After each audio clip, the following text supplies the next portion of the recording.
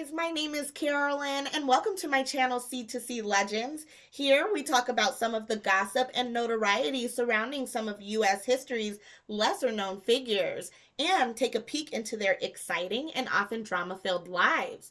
If you, like myself, are interested in historical lives and legends, make sure to like and subscribe to my channel and don't forget to hit that notification bell so that you can be alerted when I drop new content every week. So, guys, get comfy because today we are going to talk about a lesser known figure in Nevada state history by the name of Sarah Winnemucca.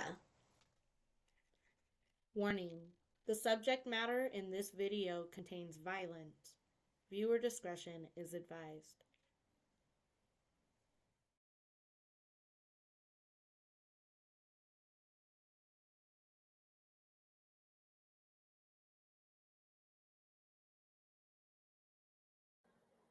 Sarah Winnemucca Hopkins was born sometime in 1844 near Humboldt Lake in Nevada. The name she was given at birth was Thokmetani, which meant shellflower in the Numa language. Thokmetani was of the Numa tribe of indigenous Americans. The Numa tribe are better known as the Northern Paiute people. She was born to her parents, Chief Winnemucca, her father pictured here, and Tabutani, her mother. Her father was a war chief among the Northern Paiutes, and he was responsible for a band of around 50 men, women, and children, mostly family and extended family. This is a photo of a band of Northern Paiute people similar to the size of Winnemucca's band. He was often referred to as Old Winnemucca by the tribe's people due to his nephew being called Young Winnemucca. Thokmetani's grandfather's name was Truckee, and he was also a well-respected chief. Thokmetani, who would later take on the English name Sarah, had three siblings: an older sister, who would later take on the name Mary, a younger sister, who would be called Elma, and a younger brother named Natchez. Around the time Thokmetani was born, Anglo-American miners and settlers began to move to Nevada in pursuit of silver. Very quickly, Thokmetani's grandfather, Truckee, realized that it was in the best interest of his people to try to befriend the European settlers. So Truckee and Old Winnemucca worked to build relationships with the miners, settlers, and U.S. military members who were setting up camps and settlements throughout Nevada and into California. The early years of her life were spent traveling between Nevada and California, during which time Thokmetani would learn how to fish, gather, and basket weave, as well as grow to understand the traditions of her people. When she was 6 years old, Thokmetani would travel to Stockton, California, with members of her extended family who had joined the cattle industry. Her family would foster relationships with European settlers in the ranching and cattle industries, and this was likely Thokmetani's first interaction with the English language. In 1857, when Thokmetani was 13, her grandfather, Truckee, arranged for her and Elma to go work for a wealthy Anglo-American family headed by Major William Ormsby of the U.S. forces. William was a well-respected military man who was also a business owner and civil leader. It is likely that Truckee believed that this would strengthen his family's connections to the white settlers and maintain peace. William and his wife took on the young girls as companions for their daughter Elizabeth, or Lizzie as they called her. Outside of being playmates for their daughter, the Ormsbys also expected that the sisters participate in domestic work and chores, something that was not expected of Lizzie. Over the next 2 years, Thokmetani would become fluent in the English language, and she would take on the English name Sarah for her first name, and her last name would become Winnemucca after her father. In 1859, after tensions between the European settlers and the Numa people began to grow, Sarah's father, Old Winnemucca, requested for his daughters to be returned to him. In 1860, not long after Sarah and Elma returned to their father's side, the tensions between the Northern Paiutes and the Anglo American settlers would escalate. Two Paiute girls were kidnapped and assaulted, and their people placed blame upon the European settlers. The Paiutes retaliated by killing 5 Anglo American men. Fear swept through the community of miners and settlers, and in a short time, they had organized and formed an unofficial militia with the intent of battling against the Paiutes. This militia was headed by none other than William Ormsby himself, the man who just the year before had been the employer of Sarah and Elma. Sarah's cousin, young Winnemucca, led the Paiute warriors into battle. The inevitable skirmish resulted in William's death and young Winnemucca's promotion to war chief. A small war, known as the Pyramid Lake War, would carry on for a few months. The Numa warriors were very skilled, and their capabilities surprised the Anglo settlers, who chose to end the war with a treaty between the U.S. forces and the Paiute people. It was agreed that the Northern Paiutes and their neighboring Bannock tribe would relocate to the Pyramid Lake Reservation and be provided with food and supplies by the U.S. military. In exchange, the Anglo settlers and military leaders would be free to settle land that had previously been hunting grounds for the Numa.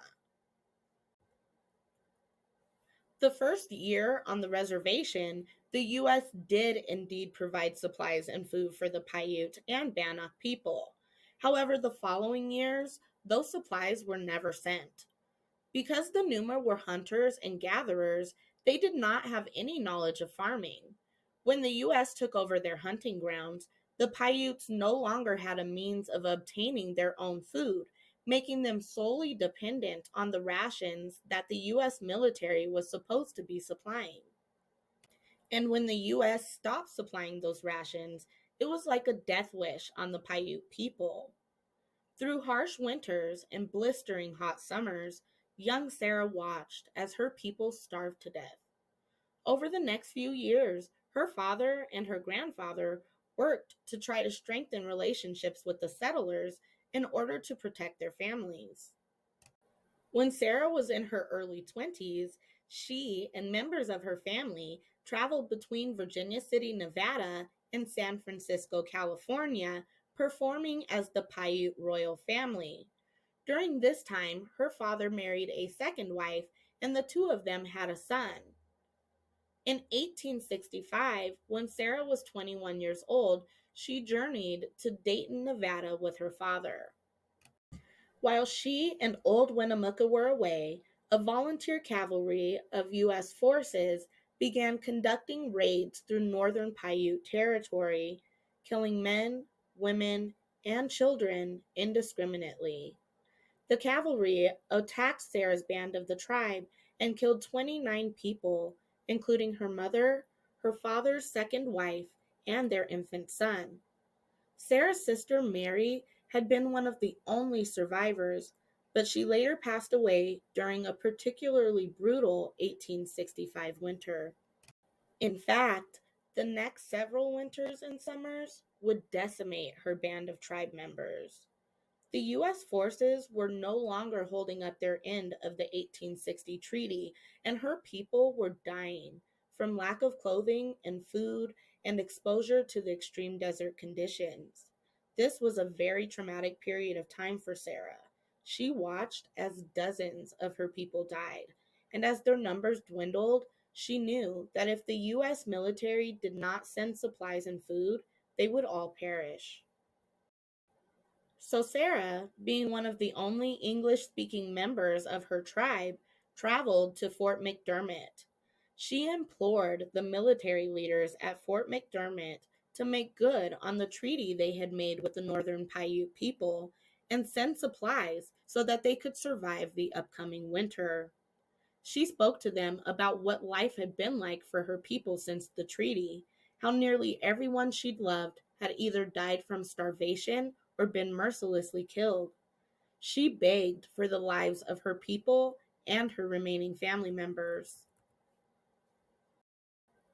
Her pleas moved the military leaders at Fort McDermott into action, and they delivered several wagon loads full of food and supplies to the reservation, ensuring that the Numa people would survive through the winter. The military leaders also found that Sarah's fluidity in the English language could prove useful to them, and in 1871 they officially hired her as a language interpreter for the Bureau of Indian Affairs. She worked alongside an Indian agent named Samuel B. Parrish, pictured here. Indian agents were U.S. federal agents who were put in responsibility of building relationships with indigenous tribes people and handling tribal and U.S. diplomatic affairs. Samuel is a very controversial figure in history as well because he was instrumental in establishing the Malheur Reservation in southeast Oregon, and he actively participated in the relocation of northern Paiute people to that reservation, where he also served as an agent.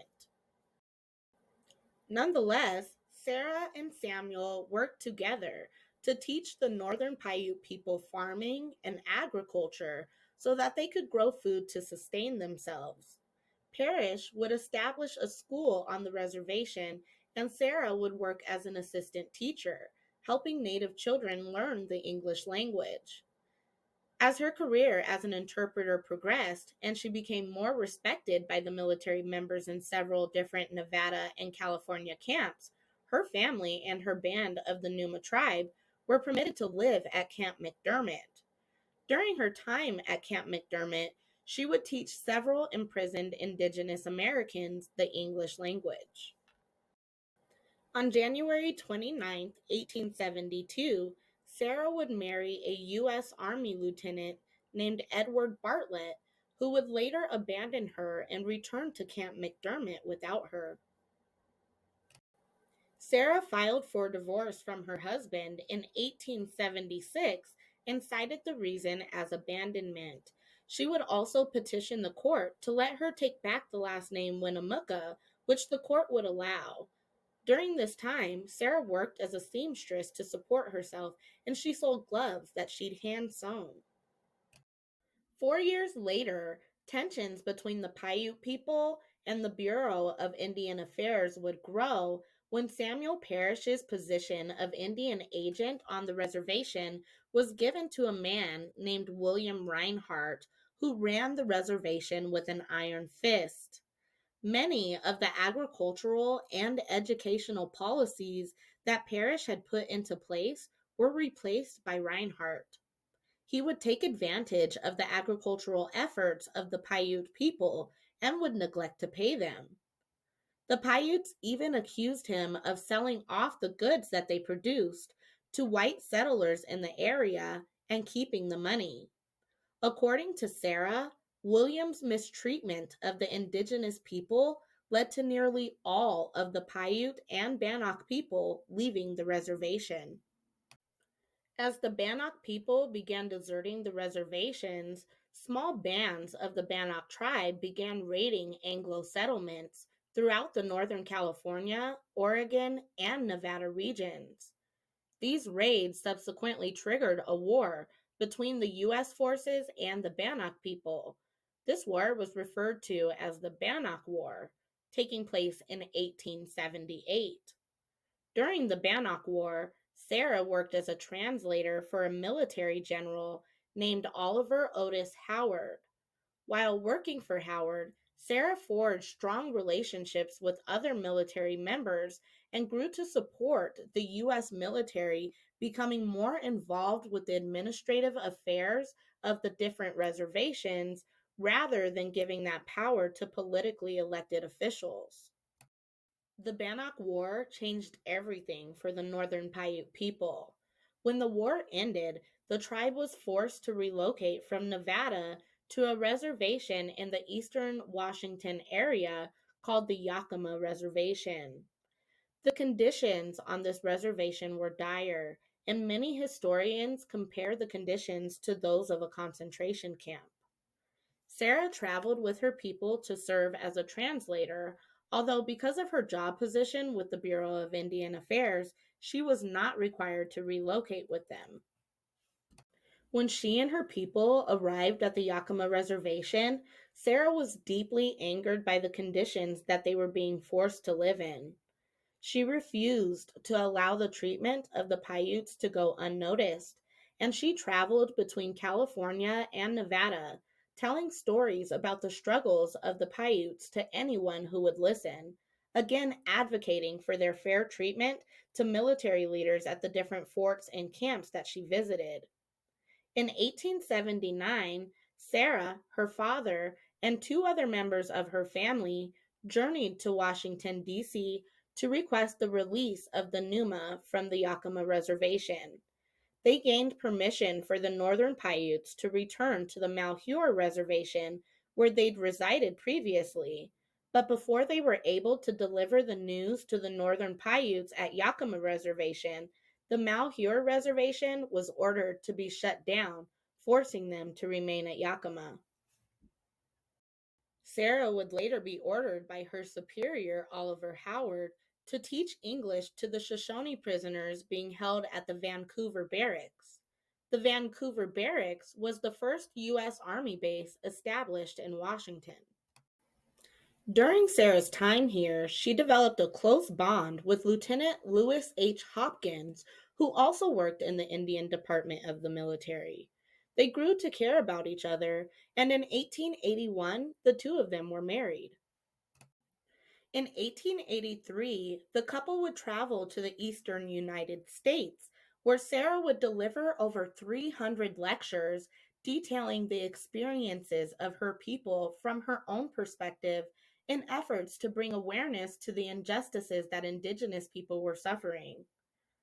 Oftentimes, the press would refer to her as the Paiute Princess because of her lineage of chiefs and war chiefs. While traveling in Boston, Sarah was introduced to a pair of sisters named Elizabeth Palmer Peabody and Mary Tyler Peabody Mann. The Peabody sisters were fascinated by Sarah's harrowing stories of struggle and loss, and they worked to publicize and promote her speeches. The two sisters would also be instrumental in helping Sarah gather information for a book that she was writing. In 1883, Sarah published a book called Life Among the Paiutes, Their Wrongs and Claims. It was an autobiography of what Sarah and her band of the Paiute tribe had experienced in the last 40 years since the Europeans first began to settle in Nevada. In doing so, she made history as the first Native American woman to publish and copyright a book and the first Native American woman to publish an autobiography. Sarah spent the following year lecturing in San Francisco. Finally, she returned to the Pyramid Lake Reservation in Nevada, where she and her brother Natchez established a school called the Peabody Indian School, patroned by Mary Peabody Mann. However, changes in policy regarding Native American education resulted in the school being shut down in 1887 and her students being transferred to a school in Grand Junction, Colorado. Sarah's husband Lewis had been very supportive of her ventures. He had even helped to compile some of the information needed for her book. As supportive of a husband as he was not skilled in managing money. Throughout their marriage, Lewis spent nearly all of the money that Sarah had earned in her time serving the U.S. military. In 1888, he passed away from tuberculosis, leaving behind a financially struggling Sarah. Over the next 4 years of her life, Sarah would retire from the public and went to live with her sister Elma, pictured here, in Henry Lake, Idaho. After a life filled with pain, struggle, activism, controversy, and love, Sarah would pass away on October 16, 1891, around the age of 46. She would leave behind an incredible legacy. In 1993, over 100 years after her death, Sarah was inducted into the Nevada Writers Hall of Fame. In 1994, An elementary school in Washoe County, Nevada, was named in her honor.